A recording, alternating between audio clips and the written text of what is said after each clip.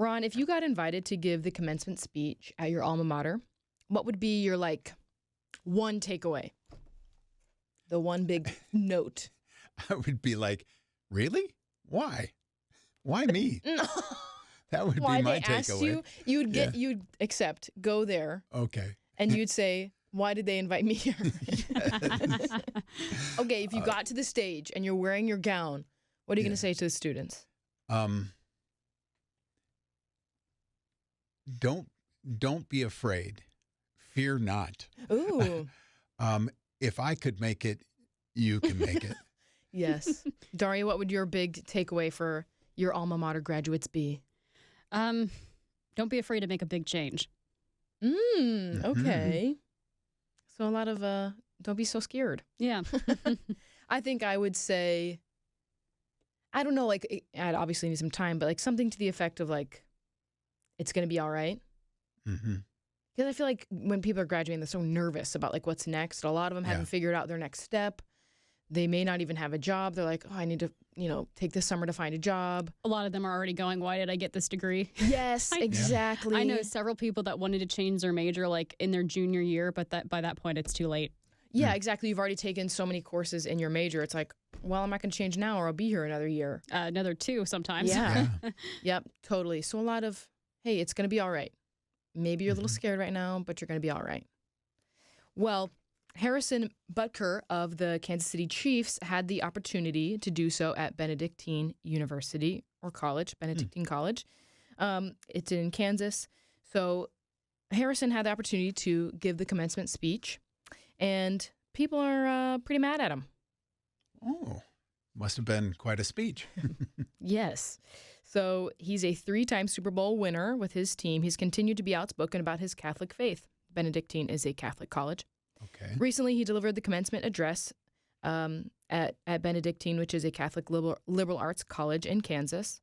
While attempting to unite the roles of citizen and, yes, Catholics, he turned the address into an attack on the current administration, and his words to the graduating women also ignited widespread social media backlash for what critics say was misogynistic and a defeating message. Uh-oh. What did he say? I know. So I'm not going to get into what he said about the current administration. It's probably, the same old stuff that people are mad about, okay? Mm-hmm. That's not what I'm here to discuss. I'm here to discuss how he kind of was going into, he separated men and women in the class instead of just talking to the class in general. Mm-hmm. Okay, remember, he's talking to 21-year-olds-ish, okay, who are just graduating college. Also, some of them were affected by COVID-19. They started college in 2020. And so he addresses them by saying, I hope you learned the important lesson that suffering in this life is only temporary. As a group of you witnessed firsthand how bad leaders won't stay in their lane and have a negative impact on society. Okay, so instead of encouraging them, he's kind of always turning it into a message about something else. Yeah. How does that apply to graduating students who are, like you said, very nervous about the future? Exactly. Especially in this economy that they're being handed. Yeah, so he kind of, this is from, I think this article is Church Leaders. Yeah, this is a Church Leaders article. They said, Church Leaders said, soon it became a platform for him to list everything he felt was wrong with the world. Oh, no. So, not very encouraging, so it seems. He said, I never envisioned myself to have this platform to speak, but God gave it to me. So I think he just kind of took the opportunity to say what he wanted to say. Yeah, I'm not sure God intended him to use the platform that way. And I will give him credit, there are a lot of good things he did say in here. Okay. He's, embracing traditional Catholic values. And yeah, so he's saying a lot of good things, but they're also just he kind of turned it into some weirdness. He said, quote, I have seen it firsthand how much happier someone can be when they disregard the outside noise and move closer and closer to God's will in their life. If it glorifies God, maybe you should lean into that over something that you might think suits you better. Okay, that's good. Yes. Mm-hmm. He challenged the graduates to embrace history and tradition within the Catholic Church and faith.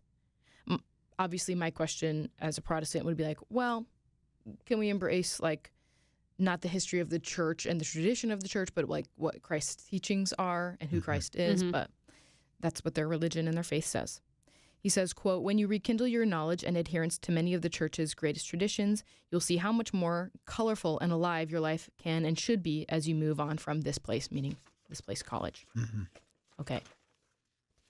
So then he gets into,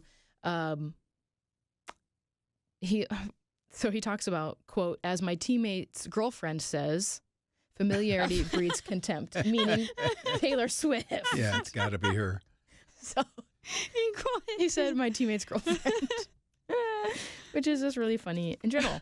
So he kind of uses this familiarity breeds contempt. He kind of starts turning the address to the women, to the graduating women. And he says, who have, quote, had diabolical lies told to them, which I would agree with. Our society, has told us we have to be perfect in all of these ways and do all of these things. So that's where he's turning it to. He says, many of you are sitting here now. Remember, this is to the graduating women. Many of you are sitting here now about to cross this stage, and you're thinking about all the promotions and titles that you're going to get in your career. But I would venture to guess that the majority of you are most excited about your marriage and the children you'll bring into this world.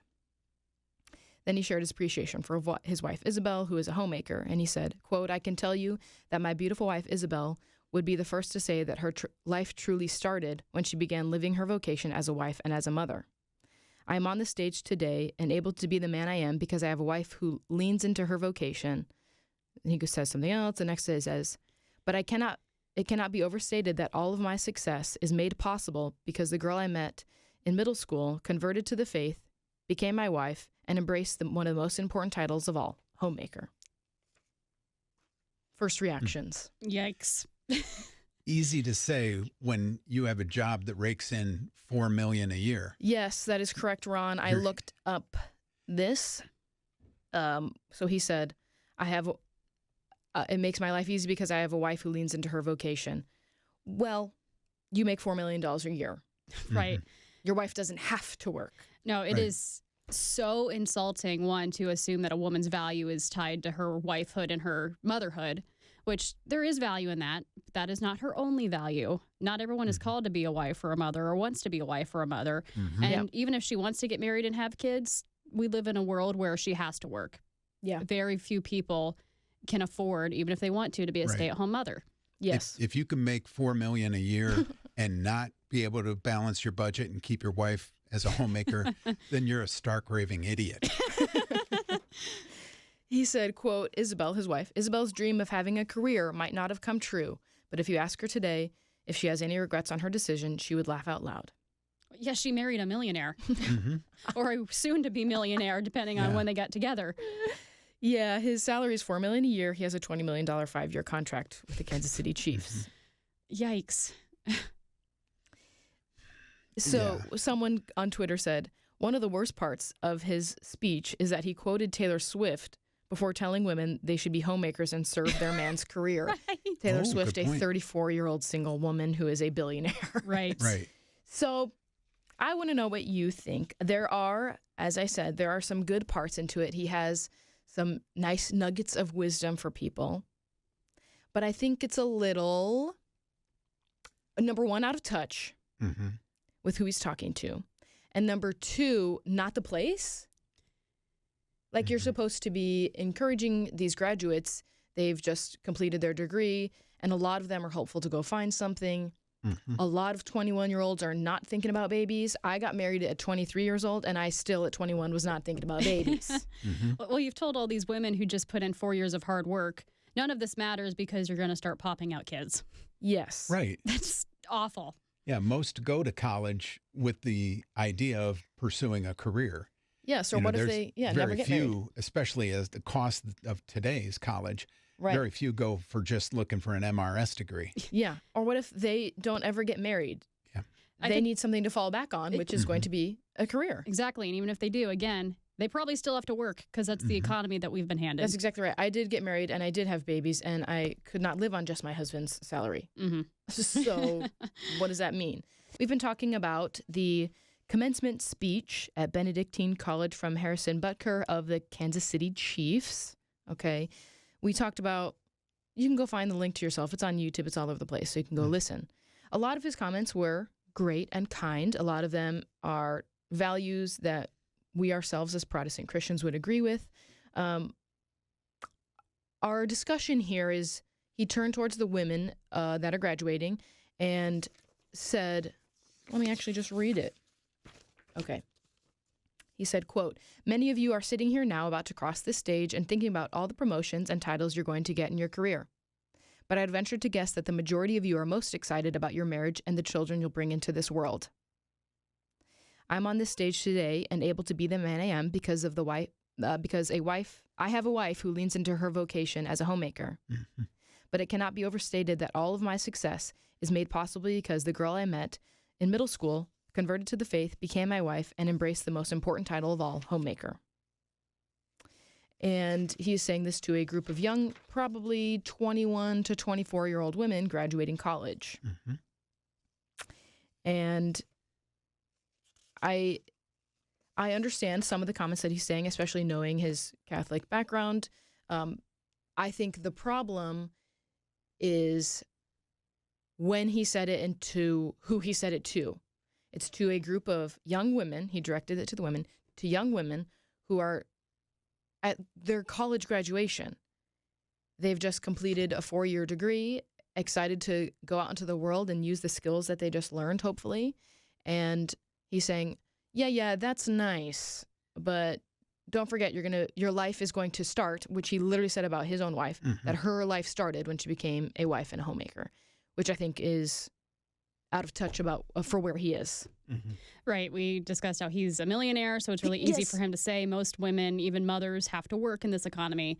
But I think what really bothers me about this, and this is not a him problem, this is kind of a larger church problem, is we instill men and women from a very young age, you are going to get married and you are going to have children. Mm-hmm. I don't think God intends for everyone to get married or have children. Some of them are called to singleness. Yes. Right. And so you have people that they're single for life or they're single for a significant part of their life, and they're very discontent because they don't understand that singleness can also play a part in God's plan. Yes, that's exactly right. Good point. Ron, what do you think? I'm thinking from the guy's perspective, he's also planting in their minds, these young men about to graduate, I should be looking for a woman and expecting her to be my wife and to be a homemaker. She's going to, take care of the domicile while I go out and hunt and gather and bring home the bacon. And it's not all, ideally, maybe that would work out, but it's not likely to work out that way for you. Yeah. And so if you've got that in your mind, that's what we tried to do, and it didn't work for us. Yeah. And that was a long time ago. Yes. It doesn't work for my family. We would not be able to live off of one income with 2 kids. Yeah. But it's unfortunate the way he went about it. If he would have said, in amongst your learning, understand that being a homemaker is a good thing. Being a stay-at-home mom is not an insult. Yeah. Because the past, we've had the feminist movement has often pushed that, like, a famous first lady says, what am I going to do, stay home and bake cookies? As if, like, that would be the worst thing in the world. It's a lot of fun and tasty. Yes. Yeah. Yeah, but no, that would have been good. Or even just say, like, remember that family and God is most important. That would have Exactly. been an appropriate thing to say to young aspiring professionals. Yeah, or your value as a human is not in your degree. Correct. Or your accomplishments. Mm-hmm. Mm-hmm. If you're going to speak at, a Catholic college, your value is not in the things of this world. Your value is in God. Your value is in Christ. And one of the things of this world very good thing that he's trying to say a woman's value is solely based on is motherhood. Yes, he literally said, my wife's life began when she became a wife to me. That is, I'd be packing my bags if I were her. That is just so insulting to say to someone that you claim to love. That is so self-serving and so demeaning of her. Yes. And says so much of what you actually think of even a relationship with Christ. Right. That your life begins when you become a wife, not when you surrender your life to Christ. But he even admitted that she wasn't a believer when they met and that she Yes. became one. And he still says her life started when she started having my children. Yes. Mm. It's shocking information. Okay, I'm going to go to some comments that other people on the internet have made. This is I don't know, some guy who has 6 million TikTok followers, okay? The point is, he seemed to be acting as if you should be ashamed if you don't want to be a homemaker, or I know you just really want to stay home and have babies. Yeah. Someone else said, not a word that Harrison said should be controversial. He's 100% correct. This is former wide receiver TJ Moe. Those trying to convince women that being assistant VP of lending and intentionally childless at age 40 is more fulfilling than making a family are evil. Sports and culture commentator Joe Root also posted saying he should be expose the lies that the world has been telling women. Women are wrongly encouraged to climb the corporate ladder, view children as a burden, and see marriages as not worth pursuing. Someone else, a neurosurgeon, Betsy, said, I am moved. I actually had no idea that my life began when I met my husband. And she's a neurosurgeon. Yeah, I think a few of her clients are glad that she was living in the neurosurgery area, They're too. Also glad that she went to college and did graduate and had a degree. Yes. We had some, so feel free to text in. Let us know what you think. Text or call 440-546-2255. If your husband made $4 million a year, would you still work? If the answer is no, doesn't that mean you're more excited about being a homemaker than you are about your career? I think that's a moot point because so few people even have that option, even if they want it. And I don't disagree in principle that, especially for today's young women, they have been told that all that matters is your career. I don't disagree with that sentiment, but to say it doesn't matter or that your only value is in being a mother is still incredibly insulting. Yeah, I think the point of his speech is that you don't have to find your value in, climbing the ladder. And that's right. True. Mm-hmm. I think how he delivered it and kind of going to the extreme, opposite was not helpful either. Right. Someone said, certainly the delivery could have been polished more, but I believe his principle was spot on. And then I would ask you, what principle? Right. That people's lives start when they become, no, not people. When women's lives start when they become a wife and a mom? Does your life start when you become a husband or a dad? Yeah. Or do you have value outside of being a dad and a husband? I'm much better since I've married Dana. Of course, me too. I'm way better because I married Eddie, but my life did not begin then. Mm-hmm. And which is it both? Like if you have to be married and a parent? Oh, I don't know. It's a good thought. And what if you have a child out of wedlock? Exactly. Has your life started or not? Yeah. Are you know? Yeah. I think, as I've said many times, I think his ideas were helpful and good, and they make sense. I think how the time and place was not the time and place. Yeah. You know what I'm saying? Mm-hmm. You're talking to a group of 21-year-old women who are just graduating college. They're trying to be excited. They went through college through COVID. Mm-hmm. They're trying to be excited about, what's next for me? Yeah. And maybe they haven't found their husband. Maybe they won't until they're 35 and they're currently 21. Can you let them be excited about that they just graduated college instead of saying, well, don't get too excited because your life isn't going to start for however much longer? And to be honest, he says their thoughts are on who they're going to marry and the children they're going to bear. I think their thoughts are on, can I walk up those steps without tripping? Oh, absolutely, Ron. That was honestly one of my greatest fears. Yeah. I was like, I'm going to fall on my face on this stage right now. Mm-hmm. If those gowns are too long, right. If you're wearing cute little heels, absolutely not. Where did it go? One text. Where did it go? Okay. So many problems here. While he may have said many good things, all of that is drowned out by the discouragement he brought. His offensive statements reinforce bad beliefs held by men and disregard the value God has given the identity of women. Yes. And yeah, I think that's kind of really what sticks out to me is that one start of his phrase is that my wife's life started when she had, became a wife and had babies. And I was like, well, you say that you believe in God and you believe in Christ, but you think that nothing else, her life with Christ is not when her life started When she came to Yeah. Christ? No. Yeah, exactly. No. That was just a precursor to her having babies. Someone said he tried. His delivery was off. I know at my graduation, I was still hurt over a heartbreak that day. That's so true. So many people go through a lot of stuff during college. Mm-hmm. So if I heard that, it would have reinforced the lies that I'm nothing until I get married and have kids. Now, almost 12 years later and single, the Lord has had different plans, and they have been good plans. But does my life not begin until I get married? So the last 7 years as a missionary, not the last 2 years of being a teacher, it's not important. That's not what the Lord says in his words. Right. Yeah, I've got a couple of friends that are single and have hardly ever dated, and they're really discouraged. They want to be married, they want to have kids, but for whatever reason, God has not put the right person in their lives. So when I think of a speech like this, I think of them. They have to find other ways to be productive and live out God's plan for them than what this guy is saying.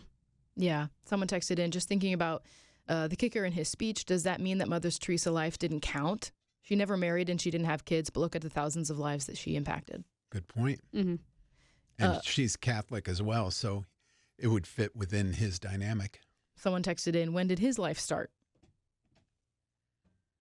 Yeah. When he signed a contract with the Kansas City Chiefs. When he got Probably. a $20 million 5-year contract? Yeah.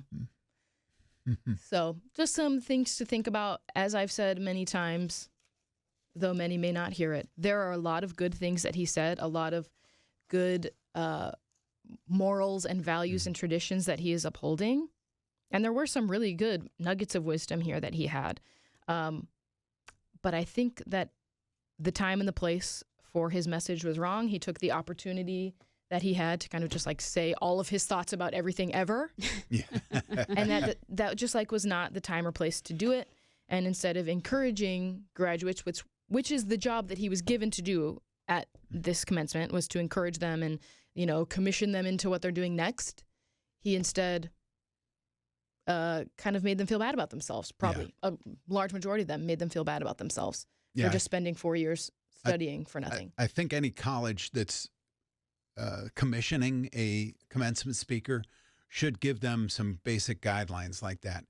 We want you to be overall positive. Remember, these are people looking at their future, help them to see good things in their future. When people come up and make it about themselves and make it like, well, I'm mad about this administration or about a war somewhere or about the economy, and you just start rambling. These students have nothing to do with that. They can't help what's going on there. And so you're spouting useless words to them. Yeah. They're trying to have an exciting moment. Yeah. Make it about them. Yeah. Or don't accept the invitation. Say, nope, I'm incapable of being positive. So yeah, that's fine too. If you don't have anything nice to say, don't say anything at all. The thumper rule. Isn't that what all moms have told us? Yep.